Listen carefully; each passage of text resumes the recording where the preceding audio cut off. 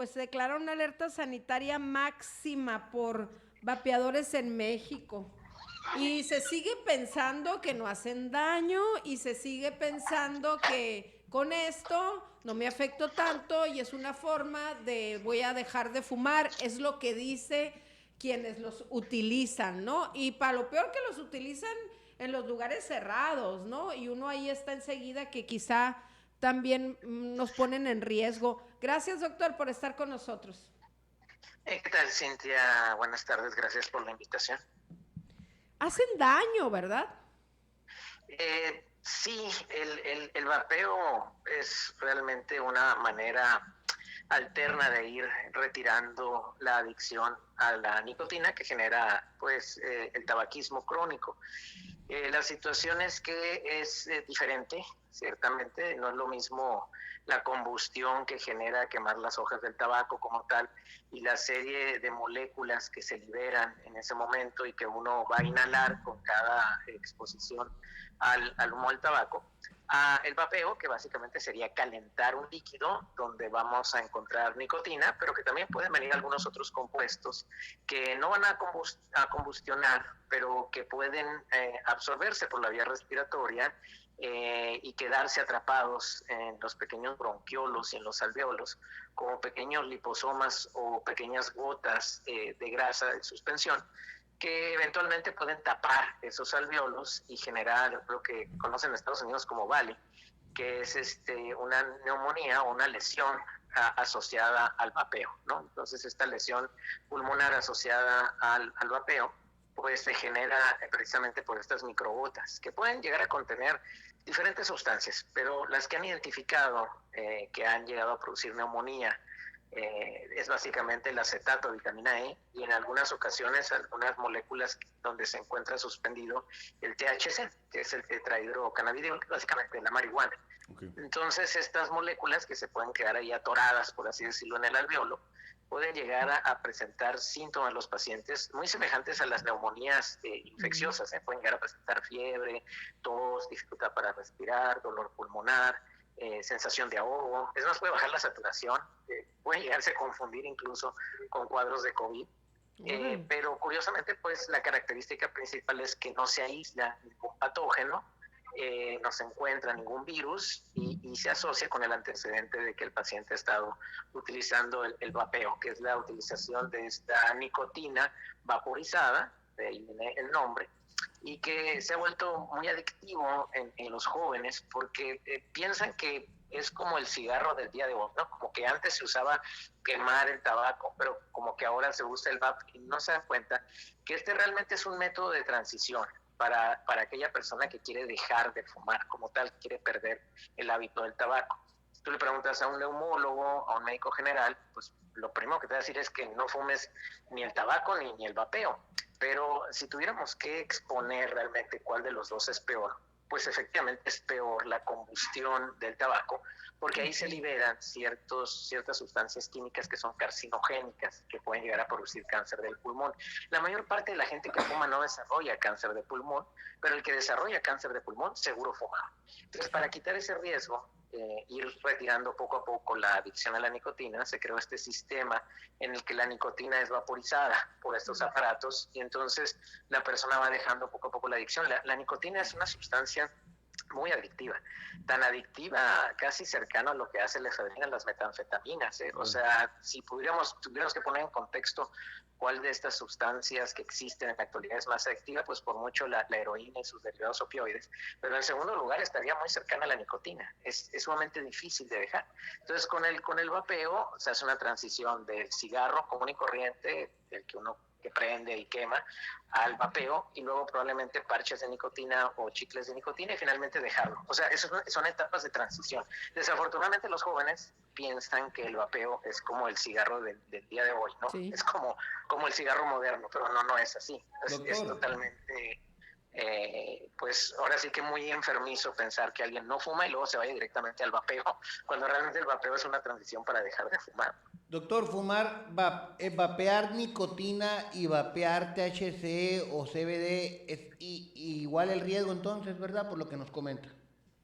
Más o menos, si pusiéramos en contexto, porque hay que ponerlo así, cuando dicen que esto es una situación epidémica, hay que recordar que una epidemia se define como un aumento en el número de casos en una población determinada, un aumento por arriba del máximo determinado previamente. Así que si teníamos 5 neumonías por vapeo en un mes y de repente aparecen 7, pues ya podemos decir que es epidémico, ya pasó el tope máximo que teníamos ahí, pero no debe de pensarse esto como una pandemia así del COVID, no tiene esa relación. De hecho, de cada 100 vapeadores, aproximadamente un 2% o 2 son los que van a complicarse con neumonía y que pueden llegar a fallecer. Eso es algo bien importante. A veces la gente dice que bueno, se va a poner malito el pulmón y se va a internar y lo va a estar bien. No, se puede morir, o sea, se puede morir, porque si alguien vapea todo el día, lo que está haciendo es acumular, ¿verdad?, una gran cantidad de suspensiones que pueden ser no lipofílicas y que se pueden quedar ahí en el alveolo e irlo tapando. Y esto en los jóvenes que luego tienen actividades tan compulsivas puede ser muy peligroso. Habitualmente cuando tú fumas tabaco, pues lo enciendes, estás inhalando, le das el golpe, y el mismo hecho de estarle dando el golpe es tan irritante que llega un momento en que lo dejas el tabaco. O sea, por más que se te antoje, la tos te gana, la irritación de la garganta, tienes que dejar un cierto tiempo, 1 hora, 2, 3 o 4, dejando de fumar antes de volver a encender el que sigue. Aunque hay gente que realmente enciende el que sigue con el que se va apagando, ¿no? Pero, sí, pero en general esa irritación hasta cierto punto te protege. Con el vapeo no hay tal irritación.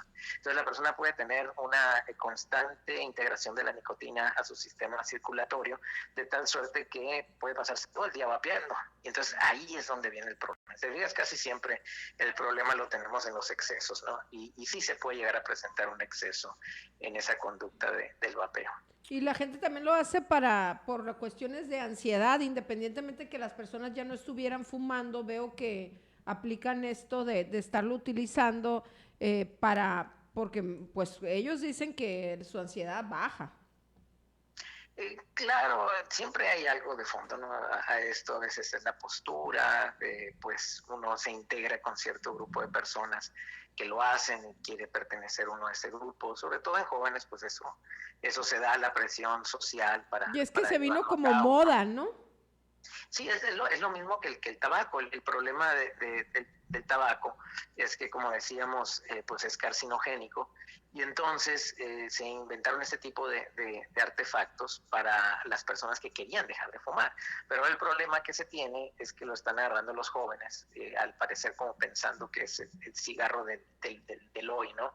Como que es el cigarro moderno, por así decirlo, y no es así. Es un artefacto que también tiene sus efectos secundarios, que puede llegar a producir neumonía. Eso es algo importante que deben tener en consideración, y que no es algo que sea que sea un aparato que no va a tenerles consecuencias, pues. O sea, sí puede llegar a tener malas consecuencias, al igual que el tabaquismo. Es un aparato de transición y no es un sustituto de, como a veces se quiere ver. Y sí, efectivamente, hay de muchas presentaciones. A veces pueden incluso algunas de estas presentaciones o cartuchos venir contaminados, lo cual es un riesgo. En fin, no hay un control, creo, hasta este momento muy estricto de la calidad de estos productos. No creo que debería ser un producto prohibido, porque en el momento en que lo prohíban van a quedarse mafias del vapeo. Entonces eso no va a solucionar el problema. Claro, más bien debería ser un producto regulado. O sea, debería ser un producto en el cual sepamos la calidad del producto, que se vengan las indicaciones de restricción, igual que en las cajetillas del cigarro, que se le diga a las personas los riesgos de fumarlo, así que tanta dosis ya empieza a ser peligrosa. Todo eso es importante. Entre más información se tenga, es más fácil para la persona decidir si lo va a utilizar o no, y en qué dosis puede pensar que es hasta cierto punto menos peligroso. Y lo que le preguntaba es que no me quedó claro, doctor, lo que le preguntaba si fumar en la nicotina, o sea, un vapeador de nicotina, un vapeador de THC, o sea, de marihuana, de la sustancia activa, o uno con CBD, porque he visto que hay como que esas 3 presentaciones, el riesgo es igualito en los tres presentaciones. Sí, aquí hay que entender que hay dos riesgos. Uno, lo que la misma sustancia puede producir por sí misma. Sí. No es lo mismo lo que te produce la nicotina que lo que te produce el cannabidiol o el tetrahidrocannabidiol. Cannabidiol, si tú utilizas nicotina, esto en exceso te puede aumentar la presión arterial, te puede dar taquicardia, te puede generar problemas cardiovasculares, eso por la misma nicotina. Pero la nicotina va en una suspensión que contiene otras partículas como el acetato de vitamina E o algunas partículas que no son lipofílicas, sino que son como, por así decirlo, grasa, que cuando lo inhalas se puede quedar en el pulmón y tapar el pulmón y generar neumonía. Entonces tienes dos riesgos, lo que la misma sustancia que estás utilizando en exceso te puede generar y la suspensión en la que va la sustancia que va a ir junto con la vaporización. Si tú utilizas cannabidiol, en general el cannabidiol no tiene los efectos que se buscan con el tetrahidrocannabidiol. El tetrahidrocannabidiol sí tiene los efectos a nivel del sistema nervioso central, donde la persona no es que alucine, pero sí tiene como un efecto de relajación, puede percibir los sonidos de forma diferente, en fin, es lo que le llaman el viaje, ¿no? En el caso de la marihuana. Y el cannabidiol no tiene esos efectos a nivel del sistema nervioso central, puede generar ciertamente una disminución en la ansiedad, de alguna otra manera permitir que la persona esté más relajada, no se le ven los efectos del viaje, por así decirlo, ni del bajón, por así decirlo, cuando se acaba. Pero tanto cannabidiol, tetrahidrocannabidiol, lo que sería la nicotina, los tres vienen en una suspensión que contiene en muchos casos acetato de vitamina E o que contienen suspensiones lipofílicas, no lipofílicas, que van y se atoran en el alveolo. Es decir, a veces no es la sustancia como tal, sino el diluyente, por así decirlo, el líquido donde está suspendida y que al momento de vaporizarse también lo vas a inhalar.